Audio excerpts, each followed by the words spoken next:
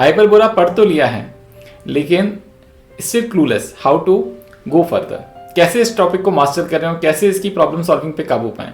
So in next 5 minutes I will tell you exactly how to master hyperbola. Greetings all. Hi, I am Shival Kathe, an IT Delhi grad with over 10 years of teaching experience into ITG mathematics and a mentor to hundreds of students. Welcome to How to Master series. This series is meant for those ITG aspirants जिन्होंने online medium, offline medium या सिर्फ YouTube videos को देख के chapter तो पढ़ लिया है, लेकिन चैप्टर का ओवरव्यू, उसमें क्या इंपॉर्टेंट है, उसको कैसे मास्टर करना है, कितने क्वेश्चन जेई में पूछे जाते हैं और क्या रेफरेंस बुक्स पढ़नी चाहिए, ये उनको नहीं पता है.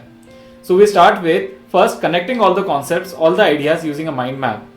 Then we move on to the key core concepts of this chapter, जिनको मास्टर करके चैप्टर पे ग्रिप बनाई जा सकती है. Then we see the areas जिन पे ITG क्वेश्चन पूछता है और कितने क्वेश्चन पूछता है मीन्स और एडवांस के अंदर. And we end this chapter with the idea that कि क्या रेफरेंस बुक्स होनी चाहिए जो हमको रेफर करनी चाहिए इस चैप्टर को क्लियर करने के लिए. So let's dive deep into it. Hyperbola starts with a discussion on pure conic. तो प्योर कोनिक के एलिमेंट्स क्या होंगे, उनकी लेंथ क्या होगी, equation in standard and parametric form, और जनरल फॉर्म में अगर इक्वेशन लिखनी है using SP is equal to PM and standard equation. फिर पॉइंट के साथ उसका इंटरेक्शन क्या होगा, उसकी पोजीशन क्या होगी, नियरेस्ट और फारदेस्ट पॉइंट्स क्या होंगे हाइपरबोला पे. Then we move on to discussion with line. तो लाइन या तो टच करेगी, कट करेगी या फिर दूर से जाएगी. तो अगर टच किया तो टेंजेंट बनेगा एंड टेंजेंट की कंडीशन क्या होगी, उसकी इक्वेशन क्या होगी in slope form, point of contact form and parametric form. Then pair of tangents पे डिस्कशन, उसकी ज्योमेट्री, डायरेक्टर सर्कल और SS1 इक्वल टू T² पे discussion. Then we want to the idea of chords. तो chords की general equation क्या होगी, chord of contact की equation क्या होगी, chord whose mid point is given उसकी इक्वेशन क्या होगी. Then we move on to the concept of normal chords. तो नॉर्मल कॉर्ड्स के अंदर उसकी स्लोप फॉर्म, उसका पॉइंट ऑफ कॉन्टैक्ट फॉर्म, उसका पैरामीट्रिक फॉर्म और the concept of conormal points. तो कितने को नॉर्मल पॉइंट्स होंगे, उनकी प्रॉपर्टीज क्या होगी. Then we want to discussion of diameters. तो डायमीटर्स के अंदर कॉन्जुगेट डायमीटर्स क्या होंगी, इक्वी कॉन्जुगेट डायमीटर्स क्या होंगी. Then move on to the concept of conic conic interaction. तो अगर दूसरा कोनिक है तो उनके बीच में कॉमन टेंजेंट और कॉमन नॉर्मल की इक्वेशंस हम कैसे लिखेंगे, कॉन्साइक्लिक पॉइंट्स हम कैसे डील करेंगे. Then we want to the few miscellaneous topics. Miscellaneous topics के अंदर length of tangent, सब tangent, normal, sub normal, reflection का concept, polar का concept. Then this chapter ends with the discussion on asymptotes and rectangular hyperbola. तो इसके अंदर उसकी equation, उसके tangent का form, उसके normal chord का form क्या होगा. Mastering hyperbola can be understood using 4 different points. पहला point, ellipse की problem solving, content और रिजल्ट्स के अंदर हाइपरबोला से बहुत ज्यादा एनालॉजी है. अगर हम B² को माइनस ऑफ B² से रिप्लेस कर दें तो हाइपरबोला के बहुत सारे रिजल्ट्स हमारे सामने ऑब्टेन हो जाते हैं.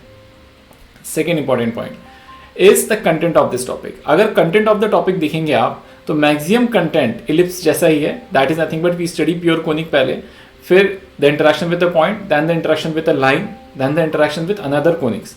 बस एक एक्स्ट्रा पार्ट ऐड हो जाता है, that is nothing but rectangular hyperbola. तो अगर हम रेक्टेंगुलर हाइपरबोला वाले पार्ट को अच्छे से मास्टर कर लें तो ऑलमोस्ट सारा कंटेंट इलिप्स के जैसा ही है and that makes a really big difference in mastering the content.